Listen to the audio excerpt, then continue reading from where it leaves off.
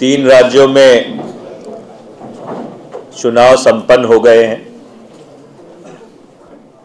और अब आवाम और देश का ध्यान उत्तर प्रदेश और गोवा पे केंद्रित है।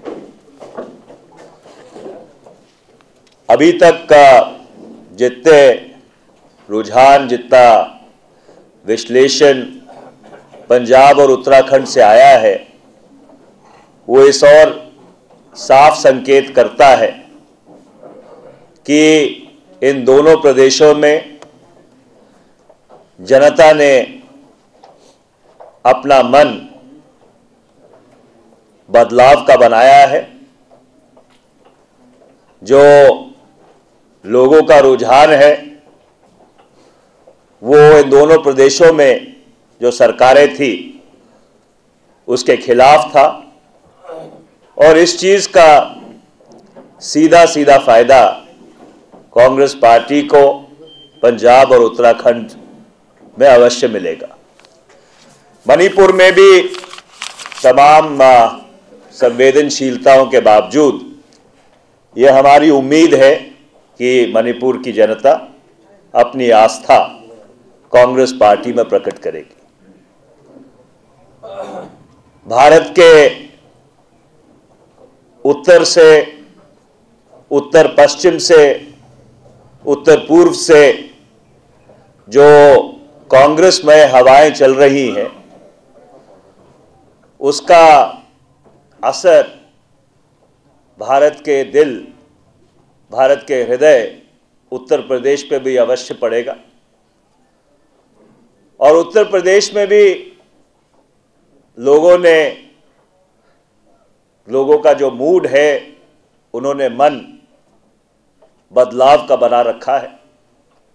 हमारी उत्तर प्रदेश के आवाम से सिर्फ इतनी ही अपील है कि एक ऐसे विकल्प को आप मौका दीजिए जो आपकी इस बदलाव की जो भावना है उसकी आशाओं और आकांक्षाओं पर खरा उतर सके। देखिए, हरियाणा में जो उपचुनाव हुआ था,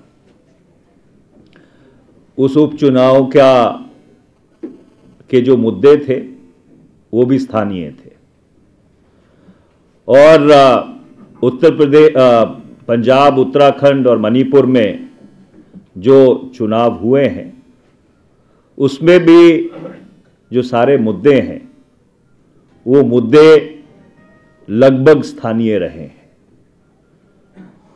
लोगों का रुझान, जैसे मैं बता रहा था, पंजाब और उत्तराखंड में प्रदेश सरकारों के खिलाफ था।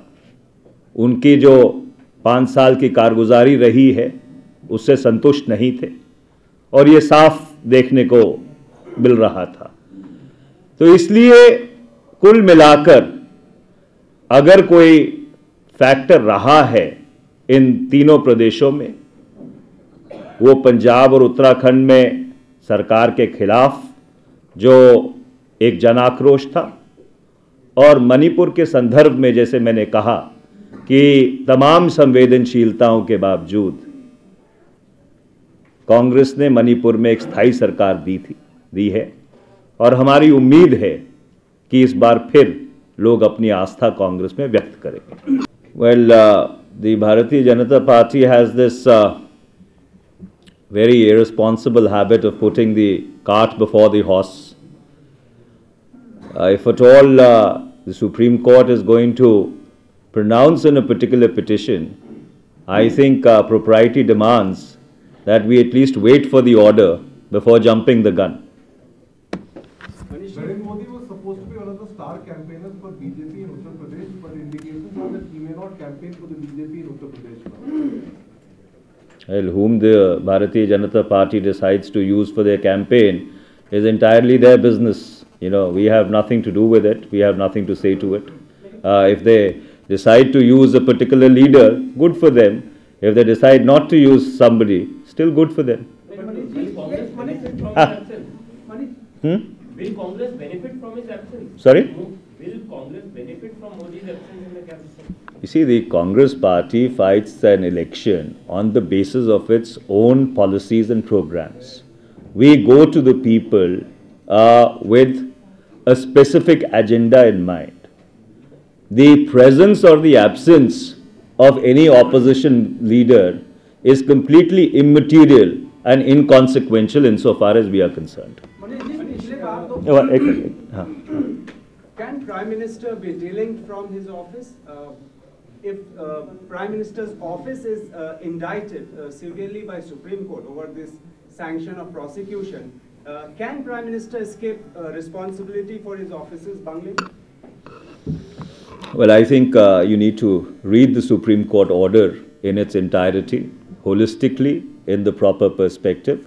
The Supreme Court order has very, very specifically made a distinction between the Prime Minister and his office. Both the judges, in separate but concurring judgments, have very clearly said that the Prime Minister had no role whatsoever, and that is where the matter stands. And I don't think there is any need to add or subtract to whatever the Supreme Court has said, which is on record. Sorry, 1 second, Venkat. Manish ji, Modi का ये सवाल है, हिंदी में जवाब चाहिए कि जिस व्यक्ति को बीजेपी कहती रही कि पीएम पद के कैंडिडेट हो सकते हैं, वो उसके ऊपर आप प्रतिक्रिया भी देते रहे, उस व्यक्ति का प्रचार में न जाना, पिछली बार पंजाब इलेक्शन में बड़ा रोल अदा किया था उन्होंने, क्यों नहीं जा रहे हैं? आपको नहीं लगता कि अंतर विरोध है उसकी, उनकी पार्टी में की लिस्ट में तो नाम है लेकिन प्लेइंग लेवल में मैदान पे नजर नहीं आ रहे? भाई, भारतीय जनता पार्टी किसको प्रचार में भेजना चाहती है, कौन प्रचार में जाना चाहता है, कौन प्रचार में नहीं जाना चाहता, ये आप उनसे पूछिए जाके। जहाँ तक कांग्रेस पार्टी का सवाल है, कांग्रेस पार्टी अपनी नीतियों के ऊपर, अपने किए हुए काम के ऊपर, जो हमने वायदे किए हैं अपने चुनाव घोषणा पत्र में, उसको सामने रखकर लोगों के बीच में जाती है।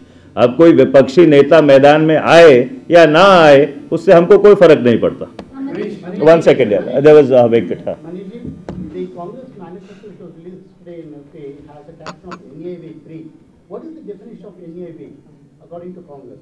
The BJP says NEAV means net asset value 0. What is the Congress definition for the? I am sorry, Venkat, you'll have to elaborate a little further on that question, because since I've just come back from Punjab, I have been, kind of completely, very narrowly focused. So therefore, if there is something specific about the UP manifesto, I will answer that. Let me have a look at it and I'll answer that. I'll come back.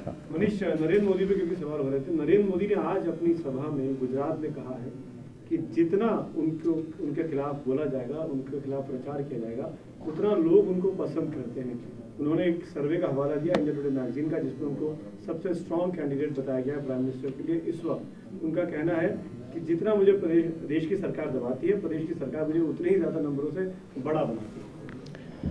देखिए, अगर गुजरात के मुख्यमंत्री अपनी पीठ थपथपाना चाहें या अपने मुंह मियाँ मिट्ठू बनना चाहें, तो ये उनकी मर्जी। पर सवाल ये है कि 2004 में जब यूपीए की सरकार बनी थी, तो नानावती कमीशन की टर्म्स ऑफ रेफरेंस को गुजरात सरकार ने खुद संशोधित किया था, और उसमें उन्होंने गुजरात के मुख्यमंत्री और उनकी सरकार की जो कारगुजारी रही है गुजरात के दंगों के दौरान, उसको भी उसमें शामिल किया था। तो अगर गुजरात के मुख्यमंत्री या उनकी सरकार बिल्कुल पाक साफ है, तो वो खुद क्यों नहीं नानावती कमीशन के सामने चले जाते? किसी गैर सरकारी संगठन को या कोई व्यक्ति जिसे चोट पहुंची है उन दंगों के दौरान, उसको अर्जी दाखिल करने की क्या जरूरत है? तो इसलिए पिछले 10 वर्ष में गुजरात सरकार की कथनी और करनी में बहुत फर्क रहा है, और इस चीज को हम निरंतर और लगातार उजागर करते रहे हैं। अगर कोई व्यक्ति अपनी पीठ थपथपाना चाहे तो जनता फैसला करेगी कि कितना उसको मानती है और कितना नहीं मानती है। एक मिनट, 1 सेकंड अरुण, एक मिनट, एक विल कम बैक। हाँ मनीष, उत्तर प्रदेश के मैनिफेस्टो में आप लोगों ने सेकेंड एसआरसी का प्रॉमिस किया है। आंध्र प्रदेश के में 2004 में आपने ये प्रॉमिस ऑलरेडी किया हुआ था, जो आज तक पूरी नहीं हो पाई है, तो कैसे आप पर जनता विश्वास करेगी? देखिए, चाहे उत्तर प्रदेश की जनता हो, चाहे भारत के किसी और प्रदेश की जनता हो, उनकी आस्था कांग्रेस पार्टी में है। ऐसा नहीं है कि चुनाव घोषणा पत्र में किए हुए वायदों को हम कोई बहुत लाइटली लेते हैं। कभी कभी परिस्थितियां ज़रूर उत्पन्न होती हैं जिन चुनौतियों से निपटना पड़ता है, पर कांग्रेस पार्टी ने उत्तर प्रदेश के लोगों के साथ जो वायदा किया है, उस वायदे को हम ज़रूर पूरा करेंगे, उसको क्रियान्वित करेंगे और उसके ऊपर फूल चढ़ाएंगे।